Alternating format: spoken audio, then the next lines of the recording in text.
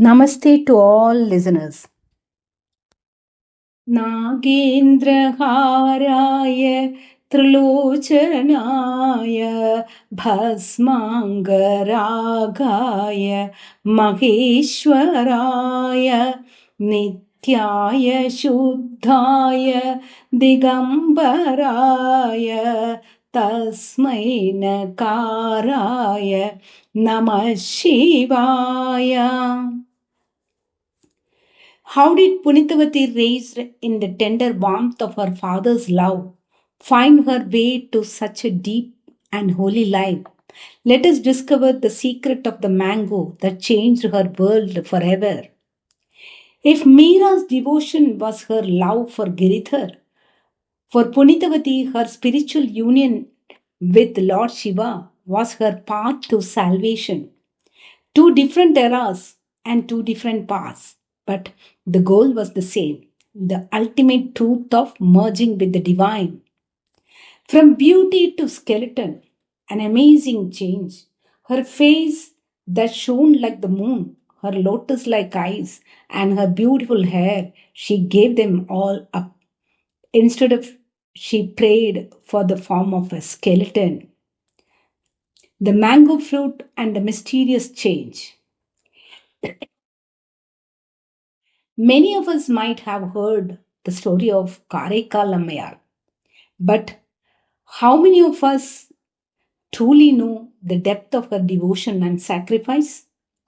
Here is the complete story of a woman who gave up all her earthly beauty to rest forever at the feet of Lord Shiva.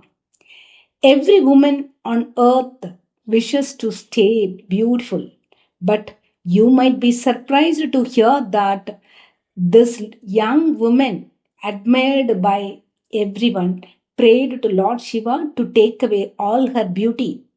Her devotion is not the color of sandalwood, but of holy ash. The music is not the sound of a flute, but the sacred chants of Lord Shiva. Like Meera was lost in her love for Krishna, this young woman from Tamil Nadu was completely devoted to Lord Shiva.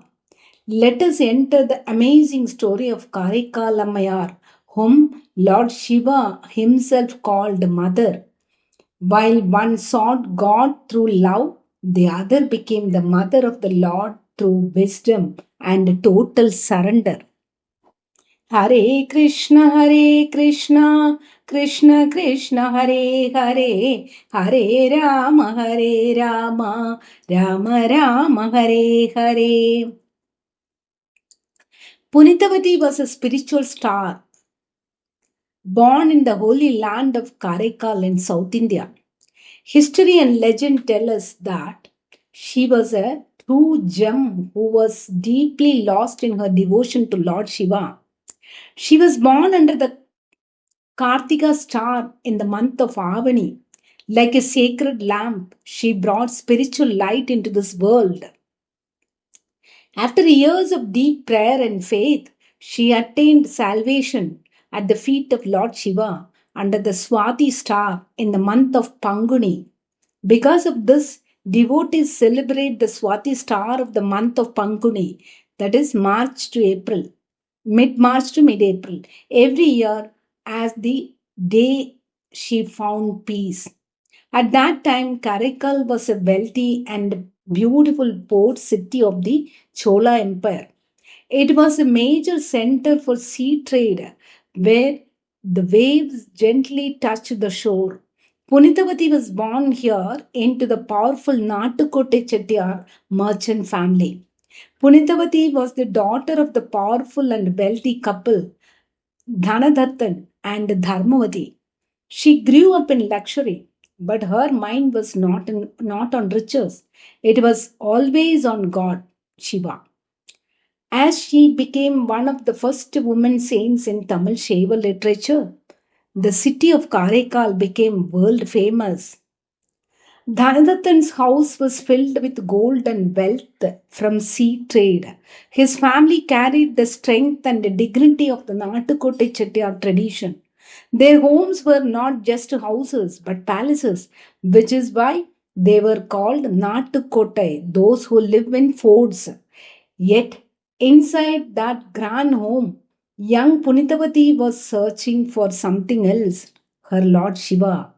No one knew then that she would one day rewrite the history of devotion. Even today, the people of Karikal hold her close to their hearts. Every year, the Mangani Tiruvira, Mango Festival, attracts huge crowds. During this festival, devotees throw mangoes from their rooftops. This tradition remembers the miracle of mango that Puntavati received for her husband from Lord Shiva. With deep love and faith, she spent her days serving at the feet of Lord Shiva and gaining spiritual wisdom. At every stage of Punitavati's life, her father Dhanadattan and their relatives held grand celebrations. They took great joy in welcoming devotees of Lord Shiva, offering them gold and other gifts. The engagement of Punitavati took place in the grand palace like halls of their family home. Hundreds of relatives and elders gathered there. In the wide country yards and porches, the elders held long discussions following their traditions, and finally everyone joyfully agreed to the marriage. With her mind silently fixed on her beloved Lord Shiva, the beautiful Punitavati gracefully accepted the decision of her elders. Filled with the blessings of her loved ones, the engagement of Punitavati and Paramadattan became a magnificent festival. Soon the grand wedding between the two Natukote Chettiar families took place. The wedding pandal was ready, and both families gathered in Karaikal to perform the holy rituals. Paramadattan, as strong as a bull, married Punitavati, who was as beautiful as a peacock. All the relatives watched the marriage with great joy. After the wedding, her father Dhanadattan wanted to keep his only daughter near him, so he bought a beautiful mansion, palace like house for them in Karaikal. Even as she lived as a perfect wife, her love for Lord Shiva grew every day. Without failing in any of her household duties, she remained deeply lost in her devotion to God. One day, her husband Paramadattan sent two sweet mangoes home through a worker. She kept them safely. At that time, a hungry devotee of Lord Shiva came to their house. She remembered the two mangoes her husband had sent. To quickly satisfy the hungry devotee, she happily served one of the mangoes with the meal. She felt wonderful joy in serving a Shiva Bhaktan. When Paramadattan returned home, he asked for his meal. Punitavati served him food along with the remaining one mango. Paramadattan was amazed by its heavenly taste and asked her to bring the second mango as well. Punitavati felt a moment of fear because she had already given the second mango to the devotee. To fulfill her husband's wish, she went inside and prayed deeply to Lord Shiva. Miraculously, a new mango appeared in her hands. She served it to her husband. When he tasted it, he could not believe his senses. It was even sweeter than the first one. Filled with wonder, he looked at his wife and asked her, "How is this one so much sweeter? Where did you get this rare fruit?" Punitavati explained everything that had happened, but Paramadattan could not believe her. If this was truly given by God, he challenged, "Then use your devotion to bring another mango now. Let me see." Hearing her husband's words, Punitavati prayed to the Lord Shiva once more. To everyone's surprise, another mango appeared in her hands. She gave it to Paramadattan, but as he took it, the mango vanished from his hands in an instant. Seeing this miracle, Paramadattan was terrified. His heart trembled. He realized that the woman standing before him was not an ordinary human but a divine power. Later, Paramadattan moved to a far off city in the Pandya kingdom and started a new life. He married another woman and they had a beautiful baby girl. When Punitavati heard that her husband was living there, she was deeply troubled. She had been living in the sadness of being separated from him. Punitavati revealed the anguish of her soul to her gathered relatives and trusted circle of friends. They carried Punitavati in a palanquin for many days until they reached the city where Paramadattan lived. But when they arrived, Paramadattan, along with his new wife and child, fell at Punitavati's feet to worship her. Shocked by this, Punitavati prayed, "My Lord, please take away my beautiful body that my husband no longer desires. Turn me into skeleton of just bones.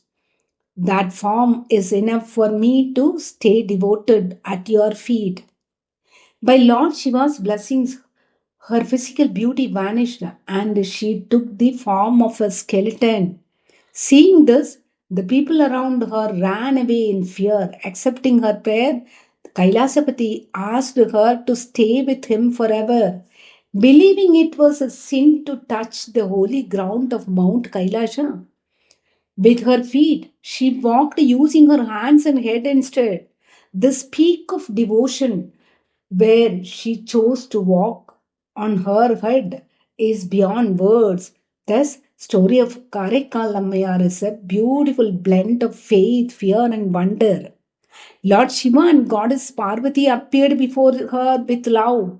When the Lord asked her for what blessing she wanted, Punitavati requested, "Give me eternal and unshakable devotion. Let me not have another birth. But if I must be born again, give me the blessing to never forget you." This great devotee of Lord Shiva may have realized early on that our body is like a rented house. We cannot take anything with us when we leave.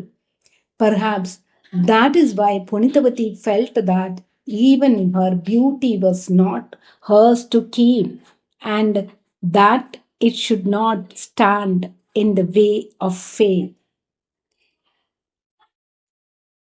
It is within the pages of the 12th century epic Periya Purana, masterfully penned by the poet Sekiyar, that the divine and sacred history of Saint Karaikal Ammayar is immortalized for us.